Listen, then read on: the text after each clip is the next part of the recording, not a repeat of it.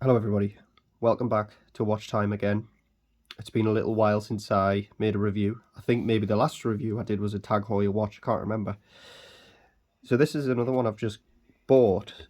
It is the Tag Heuer Formula 1 Professional. That's its model number there. And it's a quartz piece from Tag Heuer, probably from around about 94. Maybe a couple of years younger or a couple of years older, so about the same age as me actually. And this is a Marmite watch, I would say. It's a watch you either love or you hate. I personally really like it. I do like bright colours, or colours in general, because you don't always get that really with watches. You tend to get very neutral colours, whereas this is quite a statement.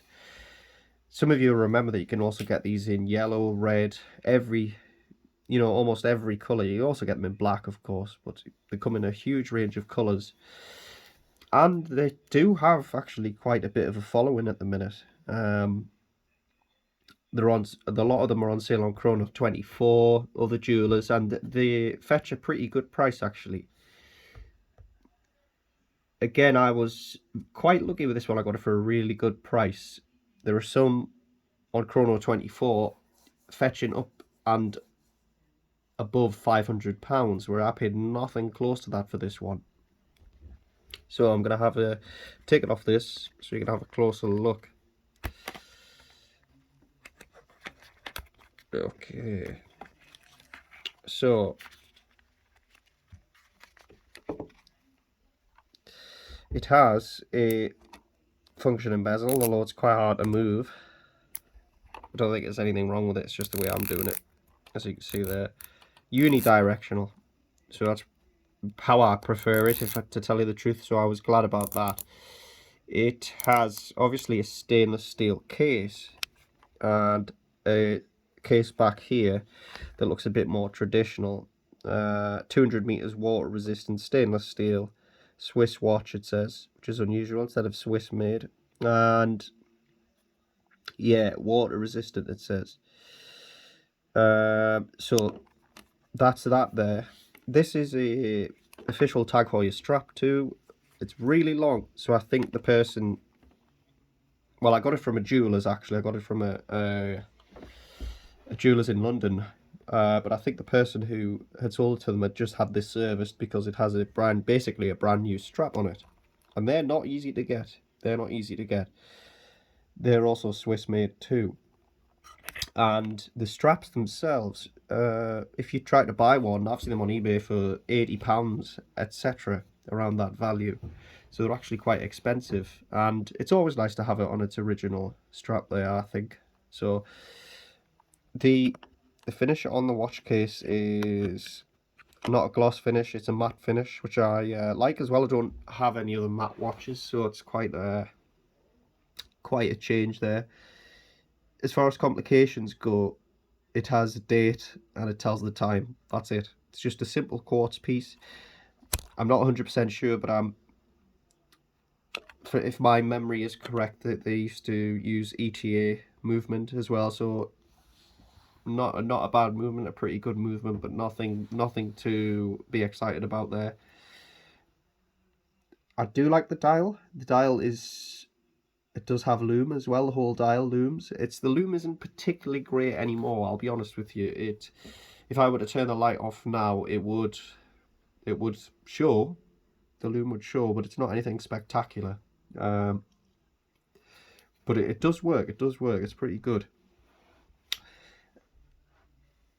One of the things that really does degrade very quickly on these pieces, or if you look at some others for sale, is that the numerals come off the bezels quite quickly, or get damaged and scuffed, whereas this one has been really well maintained.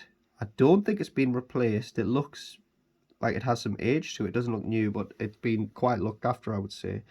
Only thing is, it is missing,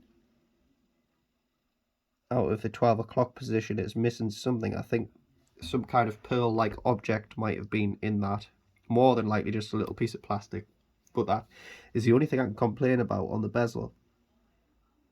It has some very, very slight chips out of the crystal as well, which it is a watch that's nearly 30 years old, so I don't really mind that. Obviously the crystal would be replaceable, but I would never take this underwater anyway, so I'm just going to leave it how it is. Sometimes it's better just to leave things, really. I really like the Mercedes hands as well, by the way. That's a really nice feature. And yeah, that's the dial there. Very basic, but I do really like it. Nice Tag Heuer there. The brand, which is a very accessible luxury watch brand, and you know, with a vintage sort of 90s aesthetic here, which I really like as well. So in terms of this sale, I didn't get box or papers with it, of course. I bought it from a jeweller's. He had about 3 of them, which is really unusual to see them in one place. He had one, a blue dial one with a stainless steel Jubilee style bracelet, which was a lady, so it was about 23 mil. It's way too small. And he had another blue one of these, but it had a third party strap on, so I thought this one was the right one. Crown there for anyone interested, marked with Heuer.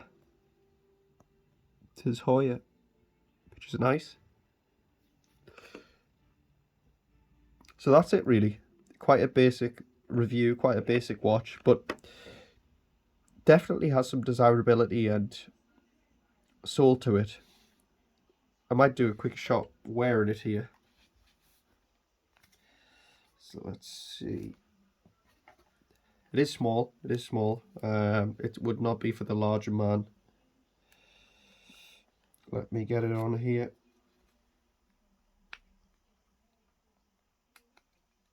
And then we'll get into what I paid for it.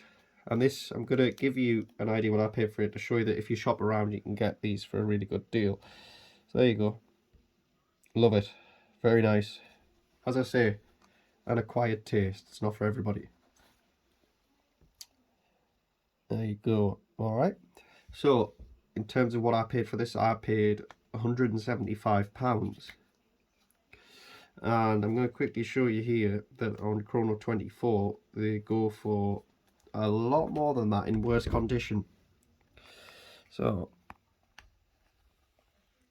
that one is a special edition, to be fair. That's a BP edition. However, let's see, there's one there, an all black dial one, 596.